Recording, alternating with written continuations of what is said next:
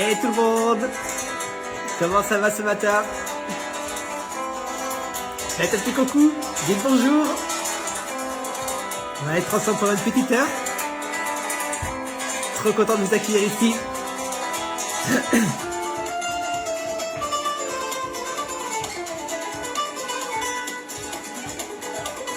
Bonjour Corinne. Bonjour Olivier.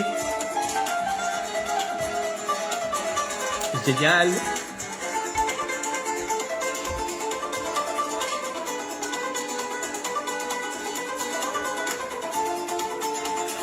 Trop bien. Super. Trop chouette de commencer cette classe avec vous. Ce matin, on va parler des deux choses les plus importantes pour faire des lancements qui réussissent. Du coup, c'est ces deux choses qui sont la pierre angulaire de chacun de tes lancements. Mais quand tu arrives à devenir de plus en plus bon sur ces deux choses, en fait, c'est ça qui va faire que tu auras des lancements qui vont arriver à 10 000, 20 000, 50 000. Du coup, c'est vraiment en fait à quel point tu peux devenir excellent sur ces deux choses. Donc nous, ça a été tout notre schéma qu'on a fait spécialement l'année dernière. On s'est vraiment concentré en fait à venir maîtriser ces deux choses. Et principalement, à la fin de la classe, je vais vous faire un retour sur votre promesse de transformation. Mais déjà, ce que j'aurais bien en fait vous donner comme contexte, c'est que ce matin, j'étais en discussion avec une cliente sur Messenger, une cliente potentielle. Et du coup, cette personne-là me disait à quel point aujourd'hui c'était difficile pour elle d'être en contact avec des personnes qui étaient prêtes, des personnes qui étaient motivées, des personnes qui étaient engagées et des personnes qui étaient capables de pouvoir investir sur elle. Et du coup, elle me disait qu'elle faisait beaucoup de contenu, beaucoup de webinaires, beaucoup d'ateliers, mais au moment d'avoir les personnes au téléphone et leur faire une proposition de travail, elle se retrouvait toujours en face des je suis pas sûr que je vais réussir, je suis pas sûr que c'est pour moi, faut que j'en parle à mon mari, j'ai pas d'argent. Et du coup, tout ça en fait, elle disait à quel point c'était une galère incroyable et que c'était éreintant pour elle en fait de vivre ça. Et ça, je trouve pour moi en fait, c'est vraiment tout le cœur de la chose et qui va devenir de plus en plus crucial sur les prochaines années. Mais pour moi, en fait, il y a une certaine scission qui se fait dans la société. Et du coup, on a deux camps qui sont en train de se dresser. Et d'un côté, on a toutes les personnes qui sont autonomes, qui sont souveraines, qui sont leaders, qui sont capables de pouvoir générer de l'argent. Et de l'autre côté, on a toutes les personnes en fait qui sont plutôt dans l'assistanat et qui attendent d'être sauvées et qui attendent en fait de l'extérieur de trouver les ressources et les moyens pour elles. Et je pense que de plus en plus, en fait, on va avoir vraiment ces deux camps qui vont se dresser de plus en plus dans notre société et aussi dans le monde de l'accompagnement. Et ça, c'est ça qui est aussi tellement important. Mais effectivement, si toi, tu sais pas comment t'adresser aux personnes qui sont souveraines, aux personnes qui sont leaders, aux personnes qui sont capables, aux personnes qui ont envie de grandir et d'investir, de changer le monde, eh bien, tu vas te retrouver à t'adresser à toutes les personnes qui sont dans la plainte, à toutes les personnes qui ont des doutes, des peurs, qui ne savent pas comment se débrouiller et qui attendent que l'univers les sauve. Et du coup, pour moi, c'est vraiment ce qu'il y a de plus important aujourd'hui. C'est de plus en plus, en fait, toi, vraiment pouvoir orienter tes services, orienter ton expertise, orienter ce qui te fait plaisir vers les personnes qui sont capables et qui sont souveraines et de moins en moins être en contact avec les personnes qui sont dans l'assistanat et qui ont besoin d'être sauvées. Et mine de rien, ça c'est quelque chose qui est très difficile à faire parce que ça te demande de grandir dans ta posture, ça te demande de grandir dans ta façon de communiquer, ça te demande d'être de plus en plus en fait vraiment à vouloir seulement t'adresser qu'aux personnes qui sont souveraines et de plus en plus en fait à faire que les personnes qui sont dans la plainte et qui sont dans le mode victime en fait commencent à t'ignorer principalement. Parce que ça c'est quelque chose que nous on a vécu avec Oda, mais quand on a commencé à notre activité d'accompagnement il y a quelques années, en fait, on voulait aider tout le monde. On voulait aider tout le monde parce qu'on était jeunes, parce qu'on commençait, parce qu'on était un petit peu naïf, parce qu'on était un petit peu innocent peut-être. Mais du coup, nous, on avait en fait cette envie de pouvoir aider tout le monde et on se disait en fait que tout le monde était capable de pouvoir réussir dans l'entrepreneuriat et qu'en fait tout le monde avait ce qu'il fallait pour pouvoir réussir. Et du coup, on a commencé avec cette envie qui était là et franchement, ça nous a pris 1 an avant de remarquer, non, c'est pas vrai. En fait, il y a des personnes qui sont capables, il y a des personnes qui ont les moyens pour pouvoir réussir, il y a des personnes qui se donnent les moyens pour pouvoir réussir, mais il y a aussi énormément de personnes en fait qui se mettent le doigt dans l'œil. Du coup, on a vu ça en fait parce que principalement on parlait à des personnes et ça faisait 3 mois, 6 mois, 1 an en fait qu'on était en contact avec eux. Et en fait, c'était toujours le même schéma qui était là. Du coup, c'est des personnes qui voulaient essayer par elles-mêmes, qui faisaient 3 mois, 6 mois qu'ils essayaient, qu'ils avaient des difficultés. Du coup, des fois, ils abandonnaient un petit peu le projet parce qu'ils avaient des difficultés qui est là. Et c'est normal. Il y a plein de difficultés dans la vie. Mais à chaque fois, en fait, c'était un petit peu le même schéma qui se répétait. Et en fait, 3 mois, 6 mois plus tard, ils étaient toujours au même point et toujours au même endroit et toujours avec les mêmes difficultés et toujours avec les mêmes blocages. Et en fait, à chaque fois, ils disaient non, en fait, j'essaye par moi-même. Ça va réussir par moi-même. Et ça, c'était assez, en fait, surprenant parce que, en fait, ils réalisaient pas qu'ils étaient bloqués dans une boucle et qu'ils avaient beau essayer par moi-même et par sur eux-mêmes, mais en fait, il y avait rien qui changeait. Et du coup, c'était vraiment, en fait, on était tout le temps en contact avec ces personnes-là. En fait, on les voyait en train de galérer, la frustration, la peur aussi qui était là. Et en fait, on se disait, mais en fait, quand est-ce que ces personnes-là vont vraiment bouger? Et on s'est rendu compte, en fait, non, en tant qu'ils avaient toujours bloqué dans cette boucle-là, c'était impossible pour eux de bouger. Et en fait, nous, on avait beau faire tout ce qu'on pouvait de notre pouvoir pour aider ces personnes-là à bouger, mais il n'y avait rien qui se passait. Et du coup, on se retrouvait tout le temps au téléphone avec cette personne-là, tout le temps avec les mêmes excuses, tout le temps avec les mêmes peurs, tout le temps avec les mêmes incertitudes, tout le temps avec le fait en fait de pas pouvoir passer à l'action. Et en fait, tout ça, ça nous éreintait, ça nous démotivait parce qu'on avait l'impression en fait de s'adresser que à des personnes qui étaient dans les doutes, dans les peurs et dans le fait en fait de pas pouvoir vraiment avancer. Et en fait, on s'est rendu compte, en fait, ça venait de nous. C'était nous le problème, c'était pas eux. Mais effectivement, si dans notre communication et si dans notre façon de faire et si dans notre posture, en fait, on ouvre la porte vers ces personnes, en fait, 80% de la population, en fait, se retrouve un petit peu, en fait, dans ces peurs, dans ces doutes et tout ça. C'est très dur, en fait, d'avoir une personne qui est souveraine, une personne, en fait, qui est capable d'aller vers ses buts, une personne qui a de l'ambition, une personne qui a une vision. En fait, ça, ce sont des personnes qui sont vraiment rares. Et si vous êtes dans ce groupe, vous partagez cette vision qui est là. Mais du coup, en fait, 80 des personnes que vous êtes en contact, souvent, ce sont des personnes qui demandent d'être sauvées. Et c'est impossible de sauver ces personnes-là tant qu'elles ne veulent pas se sauver elles-mêmes. Mais du coup, si vous commencez en fait à parler à tout le monde, en fait, il y a beaucoup de chances que vous allez parler souvent à cette catégorie de personnes.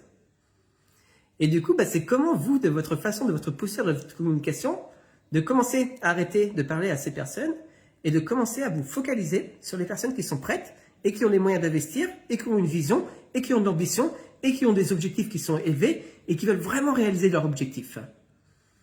Et ça demande toute une autre façon de communiquer et de faire pour pouvoir en fait s'adresser à ces personnes.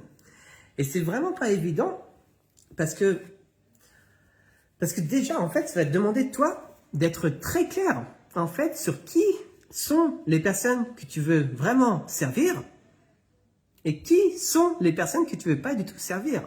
Et du coup, de plus en plus, avoir de la clarté sur les personnes que tu veux servir et les personnes que tu ne veux pas servir. Et de plus en plus être catégorique à servir que les personnes que tu veux servir. Et c'est pas évident. Parce que mine de rien, tu vas toujours être tenté, en fait, d'aller servir ces personnes qui galèrent, alors qu'en fait, tu vas te rendre compte que souvent, tu vas toujours te retrouver à heurter un mur. Et du coup, ça demande une certaine, en fait, tranchilité de vouloir servir que les personnes qui sont prêtes à te servir. Et ça, mine de rien, tu vas devoir dire non. Tu vas devoir poser ton cadre. Et poser un cadre, c'est pas facile. Et nous, par exemple, en fait, dans ce groupe-là, en fait, on accepte que les personnes qui génèrent déjà des chiffres d'affaires. Et du coup, les personnes qui me disent, c'est vrai, est-ce que je peux rentrer dans ton groupe? Je dis, ça dépend. Combien de chiffres d'affaires tu génères aujourd'hui? Et les personnes me disent, moins de 2000, moins de 1000. Je dis, non, c'est pas pour toi. Du coup, ça va te demander de poser ton cadre, en fait, par rapport à ça. Et ça va te demander, en fait, de dire non à des personnes. Mais si tu dis toujours oui, tout le temps, à toutes les personnes qui viennent vers toi, en fait, tu vas toujours te retrouver submergé vers les personnes, en fait, qui galèrent et qui ont de la peine et qui ont des peurs. Et du coup, ça va être très, en fait, franc envers les personnes que tu ne veux pas servir et leur dire non, tout simplement. Et c'est la même chose. Aujourd'hui, dans ce groupe-là, en fait, on n'accueille que des personnes qui sont déjà en action. Du coup, si on voit qu'il y a des personnes, en fait, qui ont du mal à parler sur les réseaux sociaux, qui ont du mal à s'exposer, qui ont du mal à prendre la parole, qui ont toujours des peurs par rapport à leur légitimité, qui ont toujours des peurs, en fait, de ne pas être capables ou de leur valeur, en fait, par rapport à ce qu'ils proposent, c'est normal d'avoir ces peurs-là. Mais même avec ces peurs-là, en fait, tu es capable de pouvoir faire des choses et de pouvoir avancer. Et du coup, c'est de ne pas te laisser freiner par ces peurs. Mais en fait, même avec ces peurs, en fait, toujours toi de pouvoir avancer vers ce qui est important pour toi et de construire tes rêves. Et du coup, si on voit en fait que qu'il y a des personnes en fait qui sont trop sous l'influence de leur peur, bah en fait, on va pas les accepter dans ce groupe. Pourquoi? Parce que déjà, en fait, s'ils ont peur de passer à l'action, bah qu'est-ce que ça va être quand ils vont avoir en face d'eux l'opportunité d'investir sur eux et de vraiment tout mettre en place pour pouvoir aller vers ce qui est important pour eux? Bah souvent, ça va être la peur qui va être plus forte pour eux. Parce que c'est comme ça qu'ils sont conditionnés. Et du coup, ça va être super important pour toi, en fait, bah, de définir qui vraiment veux-tu servir et d'avoir des critères en place qui permettent de savoir si ces personnes font partie de la bonne catégorie des personnes que tu veux servir pour plus tard. Parce que ça va faire une grosse différence dans ta façon de vendre tes offres et à quel point c'est facile pour toi de vendre tes offres.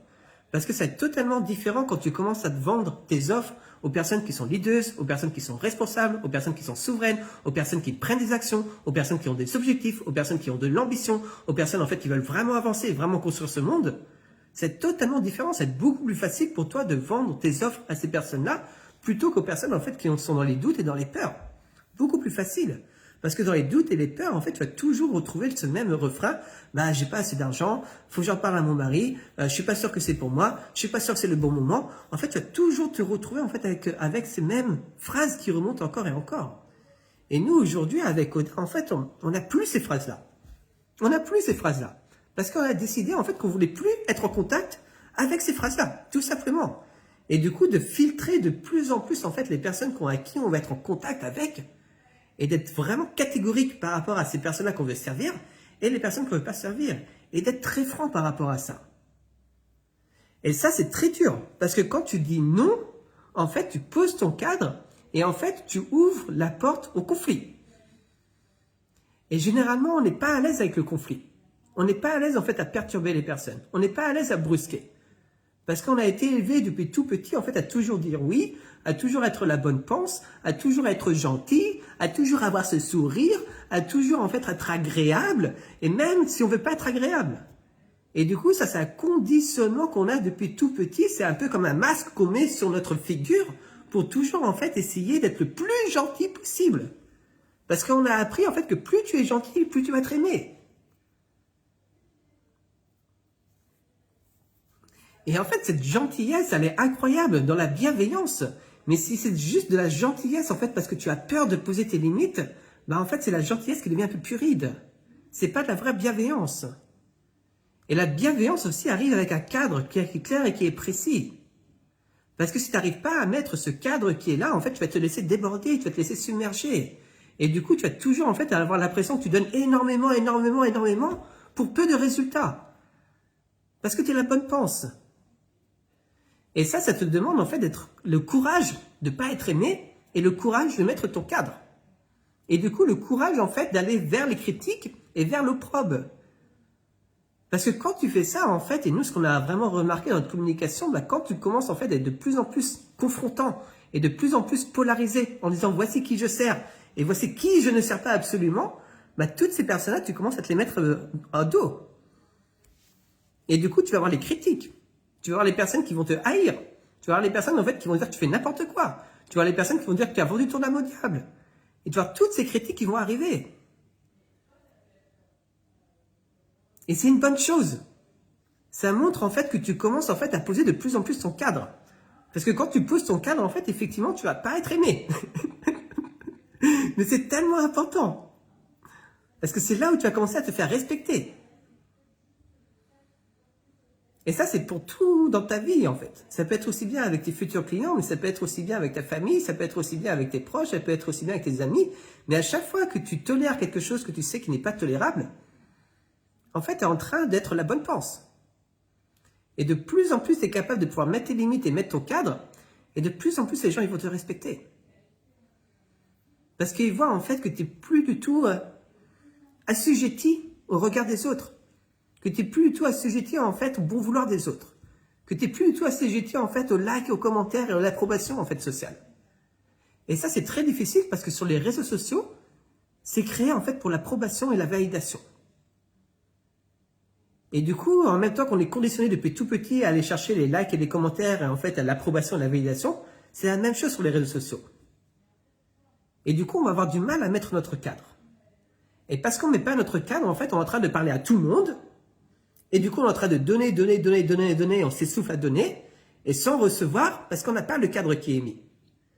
Mais dès que tu vas commencer en fait à mettre le cadre, et du coup vraiment de dire pour qui tu sers et qui tu ne sers pas, et être de plus en plus en fait à polariser ta communication, et de plus en plus en fait, ce qui est incroyable, ce qui va se passer, bah, c'est que tu vas commencer en fait à te tourner vers les personnes qui sont leaders, et mettre dans ton dos toutes les personnes qui veulent être sauvées. Et ce qui est génial, quand tu mets dans ton dos toutes les personnes qui veulent être sauvées, tu commences à t'adresser devant toi, tu as des leaders. Et ça fait toute la différence dans ta communication, mais ça te demande principalement le courage de ne pas être aimé. Le courage de mettre ton cadre. Le courage de dire pour qui tu veux travailler et qui tu ne veux pas travailler. Et c'est comme ça que tu grandis en tant que mentor. Et c'est comme ça que de plus en plus, tu vas te positionner en tant que mentor sur les réseaux sociaux parce que tu es capable de pouvoir faire cela. Et c'est ça parce que principalement, quand si tu recherches la validation extérieure avant ta validation intérieure, en fait, tu n'es pas mentor, tu es un suiveur. Tu es quelqu'un qui suit ce que les autres veulent de toi, au lieu de suivre ce que toi, tu veux de toi. Et c'est comme ça que ça marche principalement. Et les gens, ils vont voir en fait. Ils vont voir si tu mets ta validation à l'extérieur ou si tu mets ta validation à l'intérieur. Et c'est ça en fait qu'ils vont venir définir. Et c'est ça qui va faire que tu es mentor, toi-même ou pas mentor. Dès que tu commences à aller chercher les likes, les approbations, la validation, et dès que tu commences à plaire à tout le monde, en fait, tu es en train de te mettre une balle dans le pied. Tu es en train de diminuer ton influence. Tu es en train de diminuer ta force. Mais du coup, tu ne peux pas commencer à faire ce travail-là sans avoir une clarté sur qui tu veux vraiment servir. Et ça, c'est la première des choses. Et principalement, il y a 3 critères que nous, on a en fait en tête quand on commence à vraiment définir notre client de cœur, parce que ça, c'est la première des choses. Parce que si tu veux vraiment que tes lancements commencent à devenir de plus en plus impactants, bah, c'est à qui tu t'adresses, premièrement. Si tu veux que tes offres commencent à se vendre de plus en plus facilement, à qui tu t'adresses, premièrement. C'est la fondation qui est là. Et du coup, nous, on a 3 critères en place, principalement. Et ces critères-là, c'est tu veux t'adresser, premièrement, à des personnes qui ont une certaine responsabilité dans leur vie.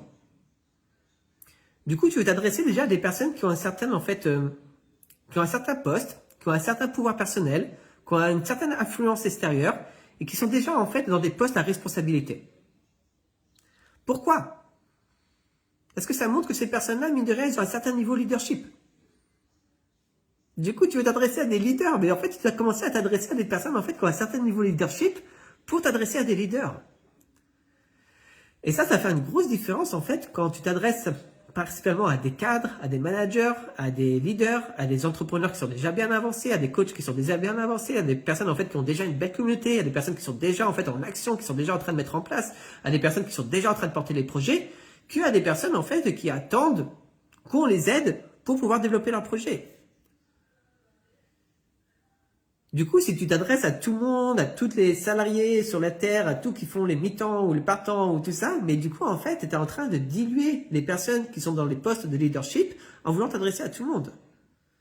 Donc nous, c'est une des premières choses qu'on fait en fait, mais c'est vraiment s'adresser déjà à des personnes qui ont certains en fait niveau de leadership et qui sont déjà en train en fait de porter des projets et qui sont déjà en action en fait envers ces projets-là.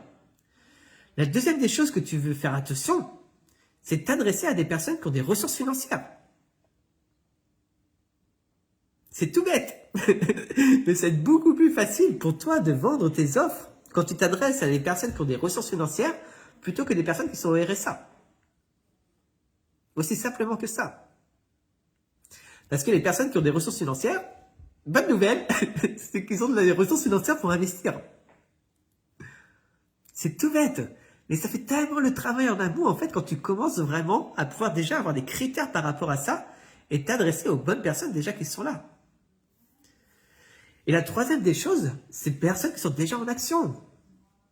Encore une fois, mais qui sont déjà en train de construire, qui sont déjà en train de communiquer, qui sont déjà en train de mettre en place les choses, qui sont déjà en train de demander cette promotion, qui sont déjà en train de vouloir en fait grandir. Encore une fois, plutôt que des personnes en fait qui sont en mode, on va dire plutôt figement, ou plutôt figement, procrastination, à attendre en fait que les choses arrivent.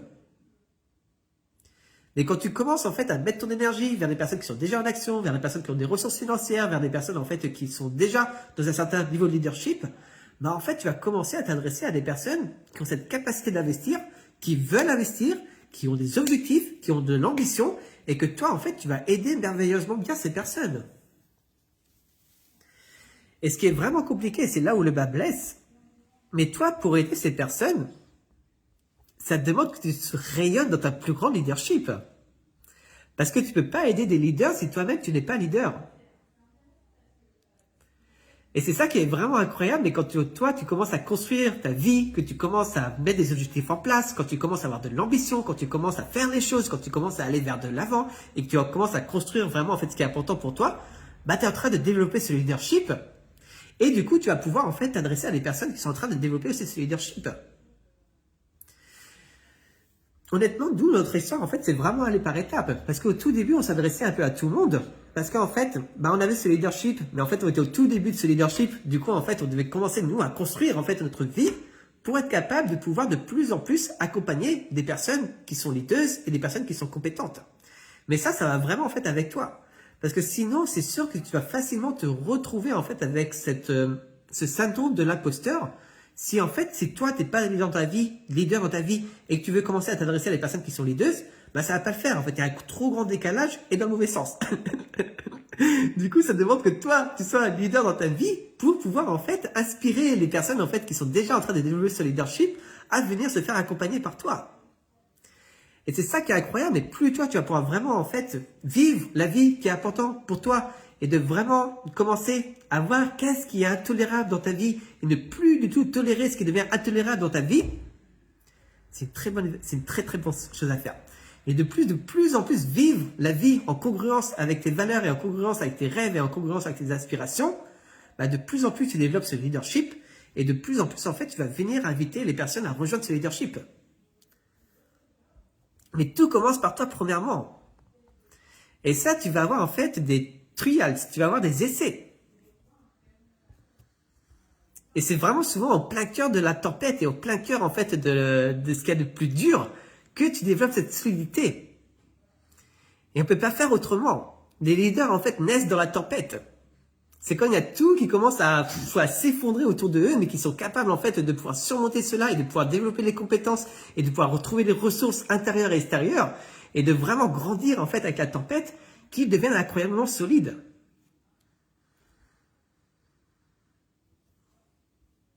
Et c'est la beauté de la chose et c'est la beauté de l'accompagnement. Mais tu peux devenir incroyablement fort en tant qu'accompagnant que si tu es capable en fait de naviguer dans les tempêtes. Tellement. Mais souvent aussi, il y a une grosse différence qui est là, c'est que souvent les gens en fait subissent la tempête. Ils la subissent. Nous, à chaque fois, en fait, quand on est en plein cœur de la tempête, en fait, c'est là, à ce moment-là, qu'on a investi tellement plus. Parce qu'on n'avait pas le choix. On ne pouvait pas subir la tempête. On ne pouvait que naviguer dedans. Et que aller vers le large, là où il y a le beau soleil. Mais du coup, souvent, en fait, en plein cœur de la tempête, l'erreur qu'on peut faire, bah, c'est de réfréner, de subir, c'est de commencer, en fait, à se protéger, de commencer à se restreindre, de commencer à faire tout par soi-même, en pensant, en fait, qu'on est capable de pouvoir, en fait, aller au-delà de la tempête. Et c'est quelque chose qui est logique. Parce que déjà, si on a la pression financière, en fait, comment on va pouvoir investir avec cette pression financière? Et pourtant, souvent, c'est ces choix, en fait, où tu brûles les bateaux derrière toi et que tu mets tout en avant pour aller conquérir, en fait, qu'il faut tellement grandir. Tellement grandir. Parce que tu ne te laisses pas le choix, en fait. Et c'est dur de brûler les bateaux. Ça fait tellement peur. Je pense que c'est une expérience qui est la plus intense dans l'humanité, mais c'est brûler les bateaux derrière soi. C'est de ne pas se laisser les portes de sortie. C'est soit je conquais ou soit je fais autre chose. Mais souvent, c'est cette intensité, en fait, qui nous fait grandir en tant que leader.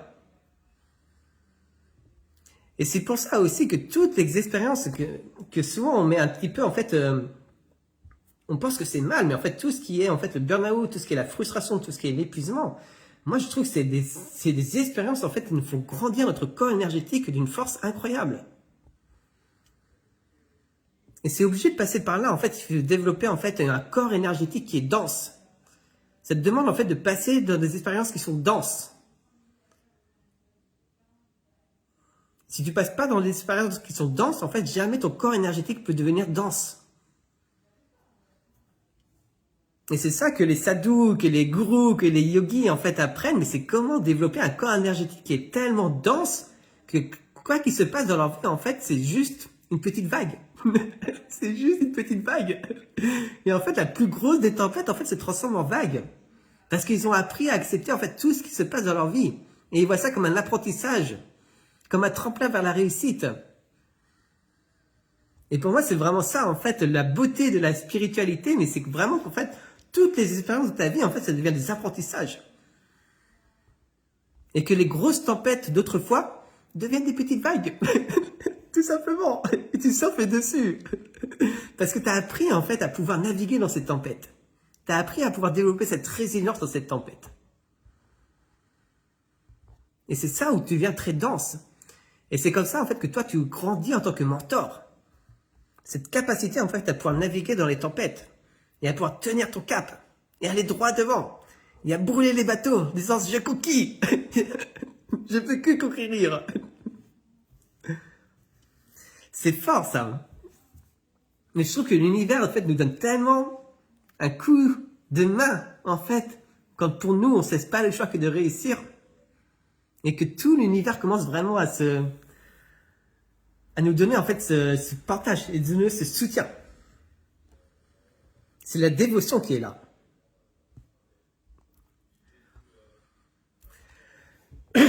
Du coup, ça, c'est les 3 caractéristiques que tu veux trouver chez tes clients de cœur. Mais tout commence par toi, premièrement. Tout commence par toi, premièrement. À quel point tu es capable de pouvoir naviguer dans ta vie. À quel point tu es capable de pouvoir faire ce qui est important pour toi, malgré tous les obstacles qui peuvent apparaître. À quel point tu mets tes rêves en priorité sur tout ce qui peut apparaître. Et quand je parle de rêve, je ne parle pas que au niveau travail. Mettre ton travail en priorité, c'est pas seul le rêve. Mais c'est comment ton travail peut te soutenir dans la construction de tes rêves. Et c'est ça la plus belle chose. Parce que c'est là, en fait, où il y a souvent l'erreur, en fait, c'est de mettre notre travail ou notre professionnel en priorité de tout, au détriment, en fait, du reste.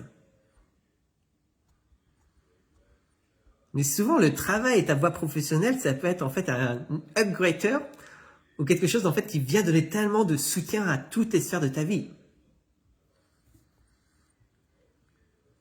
Mais du coup, quand je parle de rêve, je suis pas en train de parler du travail, mais je suis en train de parler de la vie de rêve que toi, tu veux avoir. Quelle est vraiment ta vie de rêve? Et si tu n'as pas de la clarté par rapport à ta vie de rêve, c'est difficile pour toi de te grandir en tant que mentor.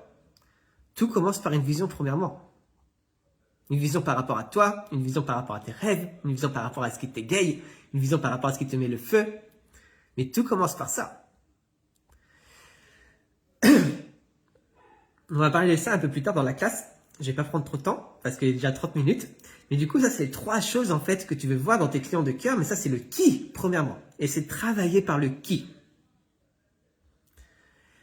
Et ça, c'est vraiment ce que, à mon avis, c'est le point le plus important dans 2025, 2026, 2027, 2028. En fait, ça va être vraiment sur ça parce qu'il y a tellement une scission qui se fait dans la société que toi, si t'es pas capable de pouvoir en fait te positionner pour les leaders et créer ta vie en fait en tant que mentor, bah en fait, tu vas te retrouver à vouloir pas à vouloir, mais tu vas te retrouver en fait par défaut à servir toutes les personnes qui sont en mode victime. Et en fait, ça va être très difficile parce que toute cette énergie en fait de peur, ça va venir en fait te mettre à terre en fait. C'est très difficile de t'élever si en fait tu sers des personnes qui sont vraiment dans cette énergie de peur. Par contre, ça va être incroyablement puissant pour toi de t'élever quand tu sers des personnes en fait qui ont de l'ambition et qui veulent vraiment créer un monde nouveau. Tout ça en fait, c'est vraiment, ça fait une synergie qui est incroyable, ça te donne tellement de puissance, tellement de vitalité, tellement de joie, tellement d'envie, tellement de motivation Et c'est comme ça en fait que qu'on s'y hisse en fait les uns les autres quand c'est comme ça. Mais du coup, ça va être ça en fait le plus important pour moi dans les années à venir, et surtout enfin en 2025-2026. Mais en fait, c'est ta capacité à pouvoir te positionner que pour les personnes qui sont leaders. Et du coup, c'est faire un croix sur toutes les personnes qui sont en mode sauveur. On est bon sur ça? Est-ce que tout le monde suit? Ça vous plaît? Ok. Du coup, ça c'est le qui. Après, c'est le quoi. Qu'est-ce que tu aides à faire à ces personnes? Comment tu les sers? Quelle est ta promesse de transformation? Qu'est-ce que tu leur permets de réaliser? Qu'est-ce que tu leur permets de devenir? Qu'est-ce que tu leur permets d'accomplir?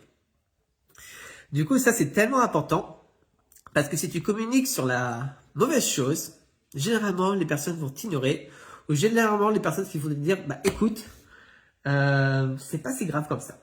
Ça peut peut-être le faire. Finalement, je me rends compte que c'est pas si urgent. Finalement, je me rends compte que c'est pas si grave. Finalement, c'est ok pour moi dans cette situation. Et du coup, le mot qui est là, en fait, c'est urgent. Ce que tu dois offrir doit être quelque chose qui est incroyablement urgent pour les bonnes personnes. S'il n'y a pas cette notion d'urgence dedans, c'est très difficile pour toi de vendre tes offres. Du coup, ce que j'aurais bien te demander, c'est qu'est-ce que tu aides les personnes à faire? Quelle est ta promesse de transformation? Qu'est-ce que tu les aides à accomplir? Qu'est-ce que tu les aides à devenir? Qu'est-ce que tu les aides en fait à venir grandir? Mais du coup, quelle est ta promesse de transformation ici? Je vais récupérer aussi les anciennes promesses et on va voir un petit peu tous ensemble par rapport à ça.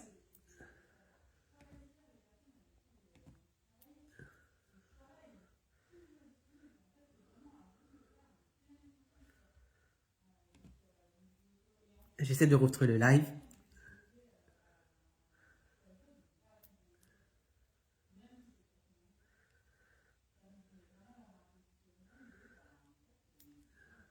Yes, Cécile. Savoir mener sa marque en étant congruente avec ses valeurs, sa vérité, quelles que soient les intempéries. Tout à fait. Ouais, tout à fait. On peut être totalement agréable et dire non. C'est un très bon point. C'est un très très bon point. Ouais, on n'a vraiment pas besoin en fait d'être un jerk, comme ils appellent ça, les Anglais, mais genre un bâtard. En fait, on peut être très doux et dire non. Ça va vraiment ensemble. La capacité de pouvoir cadrer et de pouvoir en fait dire non dans la bienveillance et dans la douceur. Ça va totalement ensemble.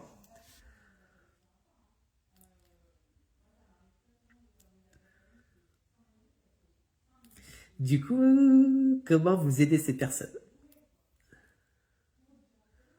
Est-ce qu'il y en a qui veulent participer en live? Sinon, je vais pouvoir reprendre le dernier post et faire un petit retour par rapport à ça.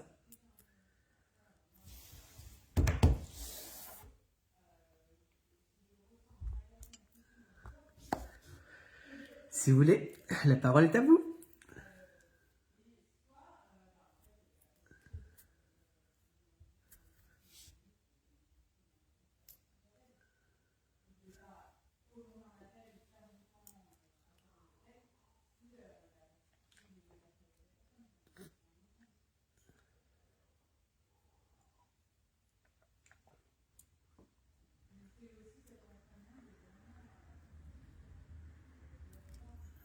Ok. Yes, Alice. Du coup, j'aide les hommes à avoir des relations authentiques.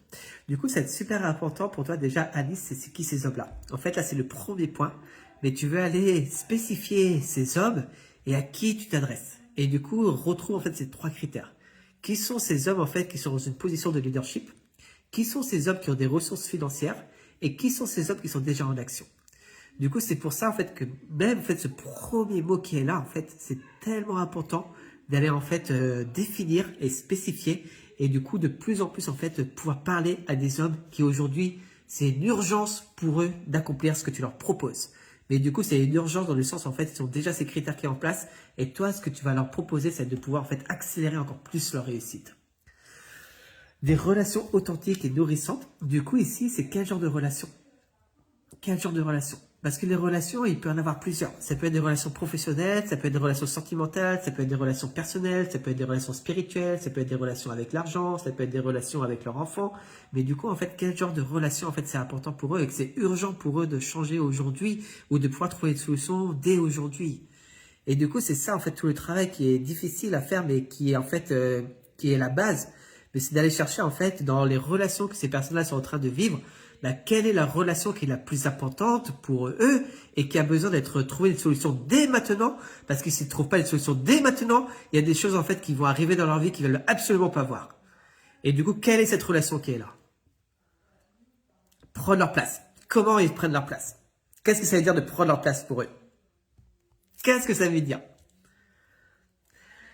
Et ça, c'est chiant, c'est chiant à faire comme exercice. Mais en fait, ce sont tous ces mots qu'on donne qui sont creux et qui sont vagues et qu'on a besoin de spécifier et qu'on a besoin, en fait, de donner du concret dessus. Parce qu'en fait, en fait, tout le monde utilise ces mots-là. Relation authentique, prendre sa place.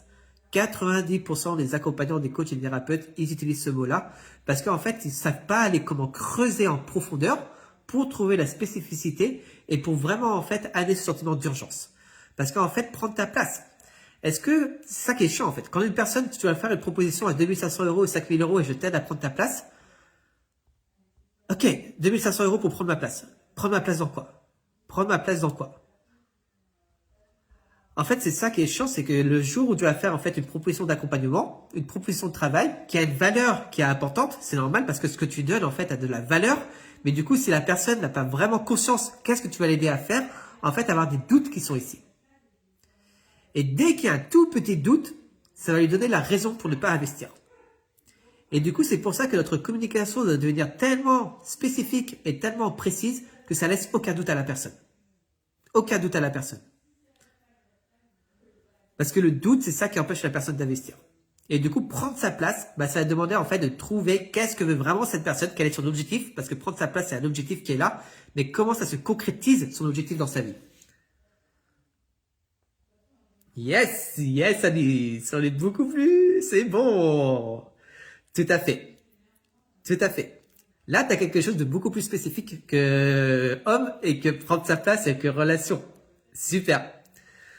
Thomas, c'est génial. Du coup, des futurs enseignants de yoga. Donc, tu as ta cible qui est ici. Et du coup, c'est la formation. Donc, ça, c'est vraiment...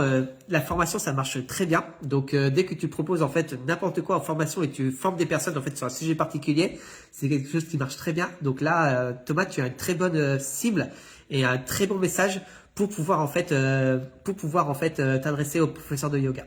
Le hic qui est ici, ça va être, en fait, trouver les personnes qui ont des ressources financières. Parce que c'est ça, souvent, dans le yoga... J'étais professeur de yoga, du coup je connais.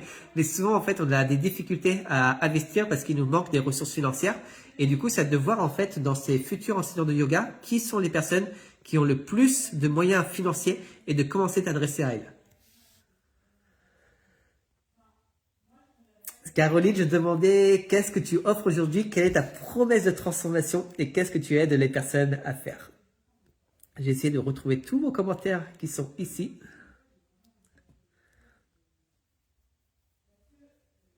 Comment je peux retrouver les commentaires?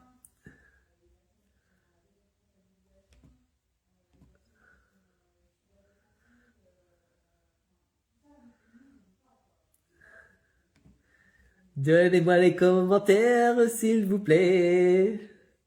Ok, Judith, j'aide les femmes. Du coup, les femmes. Qui sont ces femmes-là que tu aides? Toujours le même travail. Mais ça, c'est tellement important. C'est la base. Du coup, Judith, j'aide les femmes en quête d'alignement. Pourquoi? Qu'est-ce qui sont passés dans sa vie récemment qui ont fait que ces femmes-là ont perdu leur alignement? Du coup, quel a été l'événement, le déclic qui est arrivé pour ces femmes et qui ont fait que parce qu'ils ont eu cet événement, parce qu'ils sont au déclic, parce qu'il y a ce bouleversement, en fait, elles ont perdu leur alignement. Du coup, quel est l'événement ici? Qu'est-ce qui, en fait, a chaviré l'alignement que ces femmes-là avaient et que maintenant, elles ont plus? Sens et liberté intérieure. Yes, crise de la quarantaine. Là, on se rapproche. Prise de conscience. Du coup, les prises de conscience, exercices créatifs, actions concrètes. Ok. Du coup, ça, c'est ton véhicule. C'est ce que tu vas aider les femmes, en fait, tu vas accompagner ces femmes-là à créer des prises de conscience, à leur donner des exercices et des actions concrètes afin et là, tu as l'objectif de la personne. Oser rayonner et créer une vie plus alignée, vibrante et vivante. Et c'est ça qui est difficile. Mais du coup, qu'est-ce que ça, qu'est-ce, qu'est-ce que ça veut dire pour ces femmes-là, en fait, de créer une vie plus alignée, plus vibrante et plus alignée? En fait, qu'est-ce que ces femmes-là aimeraient bien faire qu'elles n'arrivent pas à faire aujourd'hui? Parce que, encore une fois, en fait, tous ces mots-là, ce sont en fait ce qu'on communique de manière générale. Vibrant, l'alignement, vivante, alignée. Du coup, tout ça, ce sont des mots, en fait, qui sont creux. Ça veut rien dire, en fait, dedans. Parce qu'en fait, on ne fait que les revoir et les revoir. Du coup, là, tu vas te demander pour ces femmes qui ont crise de quarantaine, qu'est-ce qu'elles auraient bien réalisé d'ici les 3, 6 prochains mois, qu'elles n'arrivent pas à faire par elles-mêmes et que toi, tu peux aider en fait à réaliser ce projet qui est ici. Et ça, c'est l'objectif qui est ici. Du coup, c'est tellement important parce qu'en fait, plus tu as l'objectif qui est clair et qui est précis, plus la personne sait exactement ce que tu vas l'aider à réaliser et plus c'est facile pour cette personne à investir avec toi. Encore une fois, est-ce que cette personne-là va payer 5 000 € pour pouvoir créer une vie qui est plus alignée, qui est plus vibrante et qui est plus joyeuse? C'est très difficile. C'est très difficile. Parce que la personne va comprendre ce que tu veux dire, mais en fait, concrètement, qu'est-ce que tu me donnes? Concrètement, qu'est-ce que tu m'aides à réaliser? Concrètement, qu'est-ce que tu m'aides à obtenir? C'est ça qu'elle va se poser dans la tête, en fait. Concrètement, au bout de ces 3 mois-là, en fait, qu'est-ce que je vais obtenir dans ma main? Qu'est-ce que je vais obtenir comme statut? Qu'est-ce que je vais obtenir, en fait, que j'ai pas aujourd'hui et que j'aimerais bien, en fait, avoir? Et c'est ça, en fait, c'est plus tu vas pouvoir mettre des mots sur ce que la personne veut réaliser dans les 3, 6 prochains mois, qu'elle n'arrive pas à réaliser par elle-même parce qu'elle a cette crise qui est ici, et plus ça va faire sens, en fait, pour cette personne-là que tu es la bonne personne pour elle.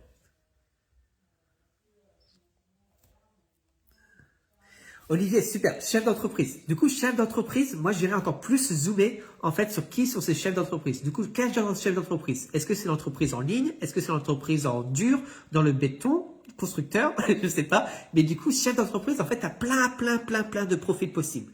Et du coup, j'irai chercher encore plus, toi, quelle est ta spécialité, quels sont vraiment les chefs d'entreprise, en fait, que tu veux aider, que tu mettes la phare dessus, et du coup à se libérer de leur pression, retrouver leur légèreté et sérénité afin de pouvoir être disponible pour leur famille et prendre soin d'eux. C'est pas mal. Il y a des choses en fait qui sont ici, qui sont intéressantes. Du coup, j'irai chercher en fait des chefs d'entreprise, se libérer de la pression. En fait, faut que tu mettes qu'est-ce que ça veut dire pour eux en fait d'être sous pression ici. Du coup, en fait, qu'est-ce qui est présent dans leur vie qui leur crée de la pression? C'est quoi cette pression en fait? Comment tu peux définir le mot pression ou comment tu peux commencer à illustrer le mot pression? Et du coup, retrouver leur légèreté et sérénité. Encore une fois, vous voyez, en fait, le piège qui est ici, en fait, c'est le même 3 pièges. En fait, légèreté, alignement, vivant, créatif, tout ça, ce sont des émotions. Et c'est ça le piège. C'est que vous vendez des émotions. Et en fait, les gens n'achètent pas des émotions. Les gens achètent des choses concrètes. Et du coup, c'est comment transformer tous ces mots émotions en quelque chose de concret. Principalement. Les gens achètent quelque chose qui est mesurable, qui est quantifiable, ou ils achètent une scène finale. Et c'est cette transformation que les personnes achètent. Et tant que vous communiquez en fait sur l'émotion, les gens n'achètent pas des émotions. Pas à 2500 €, pas à 5000 €. Même à 40 €, 60 €, 80 €, en fait, ils n'achètent pas. Parce qu'en fait, ça veut dire quoi cette émotion? Concrètement, en fait, qu'est-ce que ça veut dire pour moi en fait d'être légèreté et d'être serein? Et c'est ça qui est le plus difficile, surtout quand on travaille en fait avec l'humain et qu'on travaille en fait avec l'humain et surtout dans en fait le coaching qu'on fait. En fait, c'est qu'on a tendance à vendre des émotions alors qu'on veut vendre des choses en fait qui sont concrètes. Et j'aime bien en fait être disponible pour ta famille. C'est ça que je dis qu'il y a des choses qui sont intéressantes, Olivier, parce que tu as vu un petit peu en fait quelles sont leurs aspirations une fois qu'ils ont réalisé l'objectif qui est là. Mais du coup, quelque chose de très concret qui vont pouvoir en fait être disponibles pour leur famille et prendre soin d'eux. Mais souvent, disponible pour leur famille, c'est quelque chose qui est important parce que là, tu peux facilement dresser la scène en fait où la personne travaille du matin au soir et qu'elle a aucun temps pour sa famille. Et du coup, parce qu'elle a aucun temps pour sa famille, elle commence à avoir des pressions et du conflit dans son couple. Il commence à avoir en fait un côté absent qui arrive dans son couple. Il ne voit plus ses enfants grandir. Il est jamais là pour ses enfants. Du coup, il commence à avoir des reproches qui est là par rapport à la part de ses enfants ou la part de sa femme. Sa femme a l'impression de faire tout seul. Et du coup, en fait, il est en train de se rendre compte qu'il est en train de rater sa vie parce qu'en fait, il met tout son focus sur l'entreprise et il délaisse complètement les siens. Et ça, en fait, c'est ces reproches que tu dois aller chercher. Et là, on a quelque chose de beaucoup plus concret. On a en fait un conflit qui arrive dans sa famille et du coup, une scène qui se crée. C'est ce genre de scène en fait que vous voulez faire vivre à vos clients de cœur. C'est comme ça qu'ils vont se sentir entendus et reconnus par vous et qu'ils vont comprendre en fait que vous êtes la bonne personne pour les accompagner parce que vous comprenez profondément en fait ce qu'il est en train de vivre. Du coup, le mot pression en fait ici, tu dois l'illustrer par une scène. Caroline, j'accompagne des femmes entrepreneurs. Du coup, encore une fois, précise en fait qui est entrepreneur. Nous, on a précisé qui est entrepreneur. Nous, pour nous, en fait, on accompagne que les personnes déjà qui gèrent du chiffre d'affaires, qui sont déjà mentor, coach, thérapeute, spécialisés dans tout ce qui est en fait la transformation. Du coup, en fait, spécialisés dans la parentalité, la sexualité consciente, qui sont spécialisés dans l'énergie, la vitalité, la spiritualité, le développement personnel, qui génèrent déjà 3 000 euros et qui veulent générer là 10 000 euros, 30 000 euros avec leur activité par mois. Du coup, on a précisé en fait à qui on s'adresse. On s'adresse que à ces personnes-là. Du coup, dans les entrepreneurs, tu en as énormément d'entrepreneurs et tu dois préciser en fait qui sont les entrepreneurs que tu t'adresses. Multipotentiel, qu'est-ce que ça veut dire? C'est un mot en fait, encore une fois, c'est un mot qu'on utilise qui permet de pouvoir en fait mettre plein de choses dessus. Mais en fait, c'est voir comment tu peux définir un peu plus le mot multipotentiel. À atteindre leur plus haut niveau. Qu'est-ce que ça veut dire? Comment ce plus haut niveau se concrétise dans leur vie? Comment ce plus haut niveau se concrétise dans leur vie? C'est quoi l'objectif qui est lié pour eux, le fait d'avoir atteint leur plus haut niveau? Concrètement. Éparpiller, perdre leur focus et vouloir tout faire. Super. Donc là, tu as les problèmes qui sont ici ou les symptômes de ce problème-là, c'est qu'elles se sentent éparpillées. Comment tu peux illustrer le mot éparpillé? Perdre leur focus. Du coup, comment tu peux illustrer le mot focus? Quel est leur focus? Du coup, quel est leur objectif qu'ils ont sur les 3 mois, 6 mois qui arrivent? Et en fait, parce qu'elles sont éparpillées, elles perdent ce focus qui est là. Et vouloir tout faire. Je vais aider à se saisir de leur force multipotentielle. Qu'est-ce que ça veut dire? Pour rayonner dans leur business. Encore une fois, qu'est-ce que ça veut dire rayonner dans leur business? Quel serait le prochain objectif pour eux? J'aide les mamans épuisées. Quel genre de maman? J'irai chercher ça beaucoup plus, en fait, beaucoup plus ciblé, en fait, quel genre de maman tu t'épuises, parce que là, c'est super chaud. Parce qu'imagine, j'aide les mamans épuisées, bah, tu t'adresses à des personnes qui sont au RSA, c'est mort. C'est mort. C'est très dur, cette cible-là. On travaille énormément avec cette cible-là, les personnes, les clients qu'on aide. Et en fait, si tu précises pas les mamans que tu cibles, en fait, tu vas te retrouver avec toutes les mamans qui sont épuisées, qui en ont marre, qui ont la charge mentale, blablabla, qui ont l'impression de tout faire par elles-mêmes, qui ont l'impression de pas avoir d'aide, qui sont au taquet toute la journée. Mais en fait, ils n'investissent jamais ces personnes-là. Du coup, il faut que tu ailles chercher un petit peu en fait qui sont ces mamans épuisées, que tu mettes le phare dessus vraiment en fait au niveau de leurs caractéristiques qui est là et pourquoi c'est le plus urgent pour eux de changer. Qu'est-ce qui va se passer pour ces mamans-là si elles n'arrivent pas à changer en fait dans les 3, 6, 1 an, 2 ans prochains?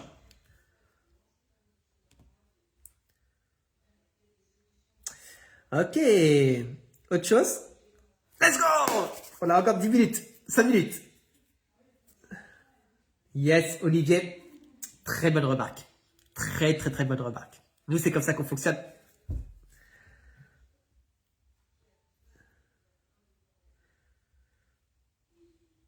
Très, très bonne remarque, Olivier. Là, tu as le secret là-dedans. Quand tu sais poser les bonnes questions aux bonnes personnes, c'est là où tu as les bonnes réponses. Et c'est là où tu vends tes offres. Aussi simplement que ça.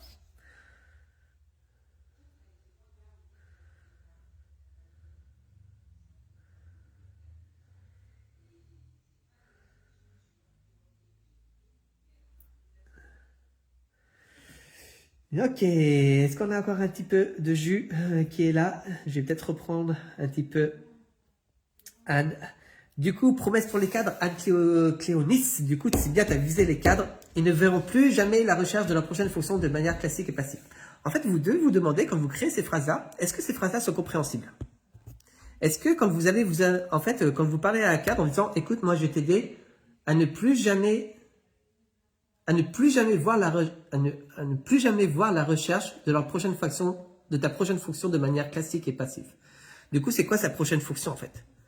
C'est quoi sa prochaine fonction que ce cadre-là voudrait en fait accomplir et qu'il n'arrive pas à accomplir aujourd'hui? C'est tellement beaucoup plus simple dans le choix de vos mots et directement aller droit au cœur du sujet.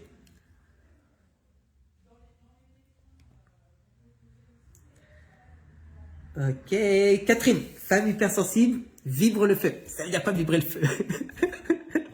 De ton message pour lancer ton activité artistique ou de bien-être. Pas mal. Là, on a un objectif. Du coup, c'est de lancer ton activité artistique ou de bien-être. Et là, j'irai chercher en fait les femmes hypersensibles. Principalement, à qui tu t'adresses? Parce qu'il y en a beaucoup de femmes hypersensibles. Et en fait, quand tu vas leur proposer cette offre-là, bah, tu te retrouveras avec 80% en fait des personnes qui disent oui, j'aurais bien faire ça, mais qui ne le font jamais. Du coup, en fait, précise ces femmes hypersensibles, précise leur profil pour que quand tu t'adresses à ces femmes-là, en fait, c'est leur priorité. Et c'est genre leur priorité. C'est ce qui est le plus important pour eux, c'est de lancer leur activité artistique et bien-être. Et c'est ça que ton offre, en fait, elle va commencer à se vendre beaucoup plus facilement.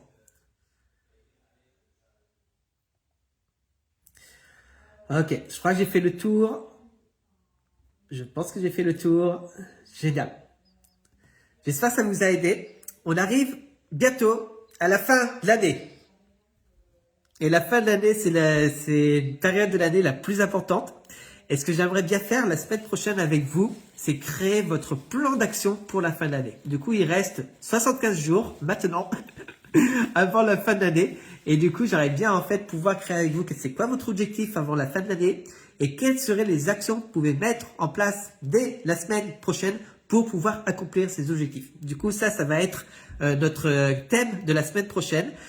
Si vous voulez participer, j'aimerais bien déjà avoir votre objectif, avoir votre plan d'action et voir comment on peut commencer à bidouiller cela ensemble pour vraiment en fait que vous commencez à faire les bonnes actions, que vous commencez à avoir les bons protocoles pour pouvoir accomplir votre objectif d'ici la fin de l'année. Du coup, je vais faire un petit post cette semaine pour commencer à recueillir votre plan d'action, recueillir votre objectif. Si vous voulez participer, avec grand plaisir. Et comme ça, la semaine prochaine, on peut travailler sur ça. Je vous souhaite à tous une très belle journée et on se retrouve à très vite. Ciao tout le monde.